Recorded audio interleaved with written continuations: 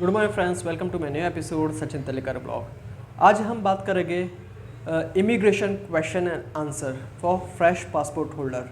ठीक है फ्रेंड्स, जिसका फ्रेश पासपोर्ट है और वो इंटरनेशनल ट्रैवलिंग कर रहा है तो इमिग्रेशन का क्वेश्चन करती है, क्या प्रोसेस है वो हम जान लेते हैं, पूरा प्रोसेस जान लेते हैं। ठीक है, तो आपको ट्रैवलिंग करने में कोई दिक्कत नहीं होगी। ठीक है, तो let's start this video without wasting any time. ठीक है फ्रेंड्स, तो पहली बात, अगर वीज़ा ऑन अराइवल कंट्री जा रहे हो, वीज़ा ऑन अराइवल कंट्री मतलब कि आपको उस कंट्री में जाके वीज़ा मिलेगा एयरपोर्ट पे, उसे कहते हैं visa on arrival.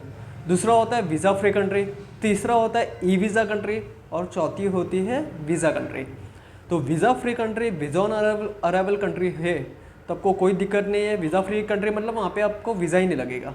Visa on arrival country मतलब वहाँ पे जाके आपको इमिग्रेशन स्टैंप लगाती है फॉर 30 डेज़, 60 डेज़, 120 डेज़। ये आप कौन से कंट्री जा रहे हो उसके ऊपर डिपेंड करता है। ठीक है फ्रेंड्स, तो पहले आप क्या करोगे, पहले आपका पासपोर्ट होगा, वो तो फ्रेश ही होगा अगर आप फ्रेश पासपोर्ट होल्डर पे ट्रैवलिंग कर रहे हो तो। ठीक है, तो फ्रेश पासपोर्ट होगा तो आपको फर्स्ट ऑफ ऑल क्या करना है, आपको कंट्री चूज़ कर रहे हैं तो समझो आपने फिजी चूज़ किया या सेशल्स चूज़ किया। ठीक है, ये अफ्रीकन कंट्री है और फिजी है एक पैसिफिक ओशन कंट्री में। ठीक है, दोनों वीज़ा ऑन अराइवल कंट्री है तो दोनों में वीज़ा नहीं लगेगा फ्रेंड्स। ठीक है, तो आपको पासपोर्ट है, आपको टिकट्स बुक करनी है। टिकट कहाँ से आप बुक करोगे, गोआईबीबो ऐप है, फिर काफ़ी ऐप है ऐसा, आप उस ऐप से भी बुक कर सकते हो। तो मैं प्रेफर करता हूँ गोआईबीबो, तो गोआईबीबो से बुक करें आप टिकट्स। ठीक है, इंटरनेशनल टिकट्स बुक करें, होटल्स रिजर्वेशन आप उससे कर सकते हो। ठीक है, तो वो भी एक आपको ऑप्शन मिल जाता है। तो आपको first of all passport ready होना चाहिए। पासपोर्ट आ गया तो टिकट्स पहले बुक करना है। टिकट्स बुक हो गए, रिटर्न टिकट हमेशा अगर आप टूरिस्ट पर्पज से जा रहे हो तो आपकी रिटर्न टिकट्स होनी चाहिए। वन वे टिकट लेके ना जा ही नहीं सकते क्योंकि यहाँ से चेक हो जाएगा और इमिग्रेशन आपको पूछे कि आप वापस कब आ रहे हो आपके होम कंट्री, रिटर्न टिकट बताइए। ठीक है, तो वो उसमें क्वेश्चन ही नहीं है कुछ, आपको रिटर्न टिकट लेके ही जाना है, आपके माइंड सेट रखे। वन वे टिकट आपको लेके नहीं जाना है, आप डिपोर्ट हो जाओगे, आपको एंट्री नहीं मिलेगी, बोर्डिंग पास ही नहीं मिलेगा। ठीक है, क्लियर।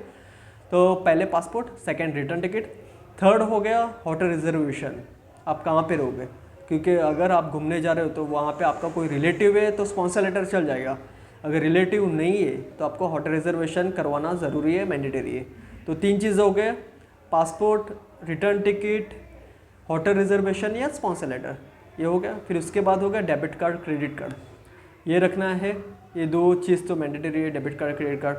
फिर कैश, इंडियन रुपीज़ तो नहीं चलेगी सेशल्स और फिजी में, वीज़ा ऑन अराइवल कंट्री में या वीज़ा फ्री कंट्री में, आपको करेंसी चेंज करनी पड़ेगी। तो जो इंटरनेशनल करेंसी चलती है फ्रेंड्स, जैसे यूएस डॉलर इंटरनेशनल करेंसी है, कैनेडियन डॉलर हो गया, ऑस्ट्रेलियन डॉलर हो गया, यूरो हो गया, तो मैं प्रीफर करता हूँ हमेशा यूरो और यूएस डॉलर्स, ये प्रेफर करता हूँ। ये दोनों करेंसी कोई भी कंट्री में आप एयरपोर्ट पे पहुँच के वहाँ पे एक्सचेंज कर सकते हो उस लोकल करेंसी में। ठीक है फ्रेंड्स, तो ये एक हो गया। फिर डेबिट कार्ड, क्रेडिट कार्ड रखे, आप इंडियन रुपीज़ को यूएस डॉलर्स और यूरो में कन्वर्ट कर ले। जब भी आप टिकट बुक करते हो इंटरनेशनल टिकट, तभी ट्रैवल इंश्योरेंस भी लिए। ठीक है, बहुत ज़्यादा बेनिफिट होता है।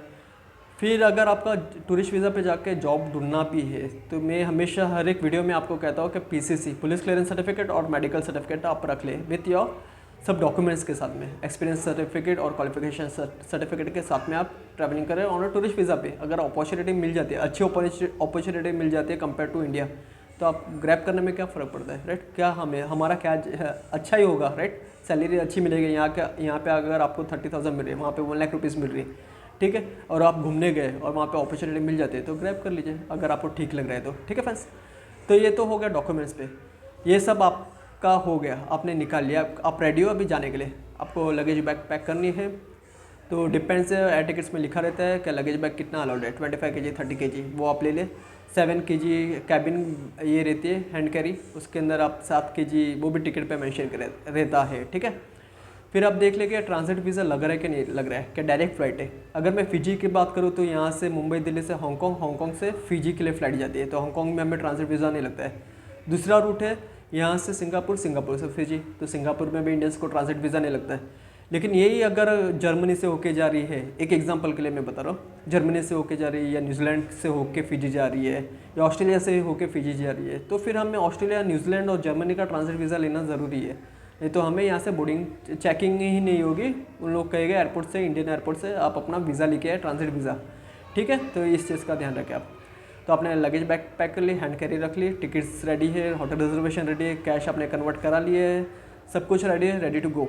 ठीक है, तो अब अगर आप मुंबई से जा रहे हो तो मुंबई से छत्रपति शिवाजी इंटरनेशनल एयरपोर्ट, दिल्ली से इंदिरा गांधी इंटरनेशनल एयरपोर्ट, वहाँ से आप कैच करोगे फ्लाइट। फर्स्ट ऑफ ऑल बाहर सिक्योरिटी खड़ा रहता है, तो सिक्योरिटी आपसे टिकट्स मांगेगी, पेपर टिकट, जो पेपर टिकट रहती है वो, तो वो आप बताओगे, वो आप अंदर चले जाओगे। फिर सबसे पहले आपको एयरलाइंस का काउंटर ढूंढना है कि आपकी फ़्लाइट कौन सी है। फिजी एयरवेज है, एयर इंडिया है, या लुफ्तांसा एयरलाइंस है, एयर फ्रांस है, जो कोई एयरलाइंस होगी आपने सेलेक्ट की होगी, उस एयरलाइंस के काउंटर पे जाना है। फिर सबसे पहले आपको क्या करना है, लगेज बैग देना है। लगेज बैग दोगे, टिकट्स बताओगे, फर्स्ट ऑफ ऑल पासपोर्ट और टिकट बताओगे। ठीक है, फिर आप पूछोगे, वो आपको पूछेगा एयरलाइंस वाले, कस्टमर केयर वाले, कि आप कहाँ पे जा रहे हो, कितने दिन के लिए जा रहे हो, ये सब कैजुअली वो पूछते हैं। तो आपको बताना है, वो आपसे लगेज बैग ले लेगी, आपके लगेज बैग के ऊपर टैग लगा देगी। दूसरा टैग आपके एयर टिकट, जो बोर्डिंग पास बनता है, ठीक है, पेपर टिकट लेने के बाद वो आपको बोर्डिंग पास देगी और पेपर टिकट भी आपको दे देगी, क्योंकि उसके अंदर आपको रिटर्न टिकट होगी आपकी। ठीक है, तो वो दोनों सब दे देगी, बोर्डिंग पास दे देगी। उसके बोर्डिंग पास के पीछे या आपके पासपोर्ट के पीछे लगेज बैग का टैग लगा रहता है, वो आपको संभाल के रखना है। और मैं सजेशन करता हूँ कि आप वो सेलफोन से, आपके मोबाइल फ़ोन से बोर्डिंग पास का एज वेल एज आपका जो टैग लगा रहता है, लगेज टैग, उसका पिक्चर्स ले लिए। ठीक है, आपके पास रख ले बैकअप के लिए, इनकेस टैग वो गिर जाता है, कहाँ पे घूम जाता है और लगेज बैग आपको नहीं मिलते, तो आपके पास एक ये रेफरेंस रहता है। ठीक है, कि आप बता सकते हो वहाँ पे एयरपोर्ट पे क्या ये मेरा लगेज बैग का टैग है, आप ढूंढ के प्लीज़ मुझे दे दीजिए। ठीक है, या भिजवा दीजिए, क्योंकि एयरपोर्ट से भी अगर घूम जाता है तो डिलीवरी करके मिल जाती है आपकी लगेज बैग आपके घर तक। ठीक है, ऐसा कुछ इशू होता है तो, लेकिन ऐसा ना हो, सेफ आपकी जर्नी क्लियर हो जाए। ठीक है, तो ये हो गया, आपको बोर्डिंग पास मिल गया, लगेज बैग का टैग आपके पीछे ये लगवा दिया। ठीक है, उसके बाद आप निकले हुए, वहाँ से सब क्लियर हो गया, तो आप इमिग्रेशन के लिए जाओगे। लेकिन इमिग्रेशन के पहले आपका सिक्योरिटी चेक होता है, तो सिक्योरिटी चेक में आपको बेल्ट वगैरह सब निकाल के रखना पड़ता है प्लास्टिक के इसमें बॉक्स में, वो सब निकाल के सिक्योरिटी चेक हो गया। सिक्योरिटी चेक के बाद इमिग्रेशन की लाइन लगी रहती है, लंबी चौड़ी लाइन लगी रहती है। तो हमेशा इंटरनेशनल अगर ट्रैवलिंग कर रहे हो आप तो 3 से 4 घंटे पहले चले जाए, क्योंकि इमिग्रेशन में काफ़ी लाइन लगी रहती है, तो पहले पहुंच जाएगा तो अच्छे होगा, नहीं तो डिले हो जाएगा तो फ्लाइट छूटने का चांसेस ज़्यादा रहता है। ठीक है, तो ऐसा है। तो इमिग्रेशन की चेकिंग, सिक्योरिटी चेकअप के बाद लाइन क्यू में खड़े हो जाइए आप इसके लिए, इमिग्रेशन के लिए। फिर आपका नंबर आएगा तो इमिग्रेशन आपसे क्या पूछते हैं, क्वेश्चन एंड आंसर क्या होता है, आप कहाँ पे जा रहे हो। अगर फिजी आप फर्स्ट फ्रेश पासपोर्ट है, अगर फिजी वीज़ा ऑन अराइवल है, फिर भी इमिग्रेशन पूछते हैं क्या यहाँ पे वीज़ा लगता है, क्या यहाँ पे वीज़ा लगता है, आई फील ऐसा उन लोग कहते हैं जानबूझ के, आपको टटोलने के लिए, देखने के लिए, आपको पता है, आपको कुछ नॉलेज है क्या। फिर फिजी में कहाँ पे घूमोगे, तो फिजी की जानकारी ले, जैसे सिमिलर लाइक सेशेल्स का, सेशेल्स में कितने दिन रहोगे, सेशेल्स का वीज़ा लगता है आई फील, तो आपको कहना है कि वीज़ा ऑन अराइवल है सेशेल्स का या फिजी का वीज़ा ऑन अराइवल है, आप कितने दिन के लिए रहोगे, फिजी में क्या है देखने के लिए। तो आप ट्रिप पूरा आइटिनरी बना दीजिए, क्या आप इमिग्रेशन को जो क्वेश्चंस वो पूछते हैं उसका आप इजीली रिप्लाई करते हैं। ठीक है, कितना पैसे लेके जाते हो, कोई इमिग्रेशन ये भी पूछ लेते हैं। ठीक है, तो यही क्वेश्चंस पूछते हैं, आप कितने दिन के लिए जाओगे, आपका फिजी का वीज़ा लगता है तो आपको बताना है कि वीज़ा नहीं लगता है, इस वीज़ा ऑन अराइवल, आपका कोई रिलेटिव है क्या, वो भी पूछ सकते हैं, कितना फंड्स लेके जाओ, डेबिट कार्ड क्रेडिट कार्ड है क्या, कितने दिन के बाद आओगे, तो ये सब कुछ पूछते हैं फॉर ए फर्स्ट टाइमर्स, या कभी कभी कुछ नहीं पूछते, इमिग्रेशन के मूड के ऊपर भी डिपेंड करता है फ्रेंड्स। ठीक है, तो यही चीज़ वापस आप जाओगे फिजी में या सेशेल्स में उतरते हो तो वही पूछेंगे, पासपोर्ट बताइए, return ticket, where is your return ticket, return ticket आप शो करोगे तो होटल रिजर्वेशन पूछेंगे, कितने दिन के लिए है आप रुकोगे, तो वो पूछेंगे। और मैं आपको एक ये बताना चाहता हूँ कि जब भी आप टिकट्स और बुक करते हो और प्लानिंग करते हो ट्रिप के लिए, तो कम से कम दिन की बुक करें। अभी फिजी में 120 डेज़ वीज़ा ऑन अराइवल हमें मिलता है, तो 120 डेज़ या 90 दिन के लिए आप बुक ना करें आपका हॉलीडेज़, क्योंकि आपको फंड्स और इतना पैसे बताना पड़ते हैं।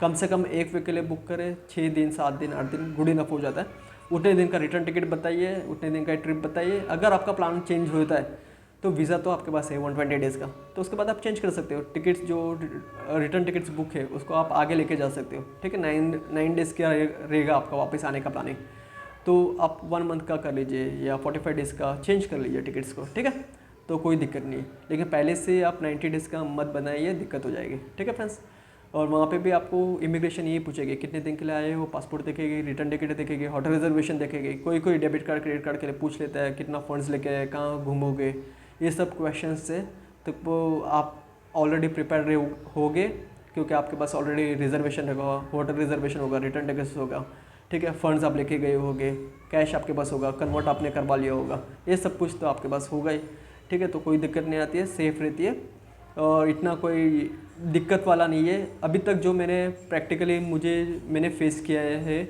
इमिग्रेशंस, वो क्लियर और इजी रहे, कोई दिक्कत नहीं है मुझे, ठीक है। तो मैं एक्सपेक्ट करता हूँ कि आपको भी कभी कोई दिक्कत ना हो इमिग्रेशन से। इमिग्रेशन दिक्कत क्यों देता है, रीज़न है उसके पीछे भी। अगर आप फंड्स ही लेके नहीं जा रहे हो, या डेबिट कार्ड क्रेडिट कार्ड नहीं है, फंड्स नहीं है, सिंगल टिकट लेके जा रहे हो, रिटर्न टिकट बुक नहीं है, अगर रिटर्न टिकट बुक है, होटल रिजर्वेशन नहीं है, तो ये सब में दिक्कत होगा। उन लोग भी सोचते हैं ना, अगर रिटर्न टिकट आप लेके आए हो तो होटल रिजर्वेशन बुक नहीं, आप कहाँ पे रहोगे। आप फंड्स सिर्फ 50,000 40,000 लेके जा रहे हो घूमने के लिए फिजी में फॉर 10 डेज़, तो इतना तो बहुत कम है, तो आप क्या करोगे फिर। इसलिए वो डिनाई हो जाती है, ये डिपोर्ट कर देते हैं फिजी से या इंडिया से, बोर्डिंग डिनाई हो जाती है। ये सब रीज़न रहता है और कुछ नहीं, हमारी मिस्टेक्स रहती है। कभी कभी ऐसा होता है कि इमिग्रेशन स्ट्रिक्ट रहती है और हो जाती है, क्योंकि वो कंट्री के ऊपर भी डिपेंड करता है। उनको लगता है क्या काफ़ी इंडियंस आते हैं टूरिस्ट पर्पज़ से और यहाँ पे आके रुक जाते हैं इलीगली, जैसे यूएस हो गया, कनाडा हो गया, ऑस्ट्रेलिया, न्यूजीलैंड हो गया। इनकी हमारे पास सब डॉक्यूमेंट्स होने के बाद भी थोड़ा क्वेश्चनिंग करते हैं, क्योंकि उनको लगता है कि हम यहाँ पे आए और जाएंगे ही नहीं वापस फिर इंडिया, ठीक है। तो वो डिफरेंट मैटर हो जाता है। लेकिन ये सब कंट्री हो गए, अफ्रीकन कंट्री हो गए, पैसिफिक कंट्रीज़ हो गई, गल्फ़ कंट्री हो गए, तो यहाँ पे दिक्कत नहीं होती है, सेफ़ रहता है इमिग्रेशन। मोस्टली 90% सेफ़ होता है। सिर्फ आपके पास डॉक्यूमेंट्स होना चाहिए, पैसे होने चाहिए, बुकिंग्स होनी चाहिए, रिटर्न टिकट्स होनी चाहिए, क्रेडिट कार्ड डेबिट कार्ड होना चाहिए, होटल रिजर्वेशन होना चाहिए, दैट्स इट फ्रेंड्स, यही है, ठीक है। नॉर्मल रहता है, ईजी रहता है, कोई दिक्कत नहीं है इमिग्रेशन से। तो यही था फ्रेंड्स, यही मुझे आपसे शेयर करना था, ठीक है।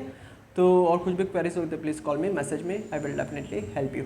अभी के लिए इतना है, मिलते हैं मेरे नेक्स्ट एपिसोड में। सचिन देगा blog, have good one, bye, take care, bye.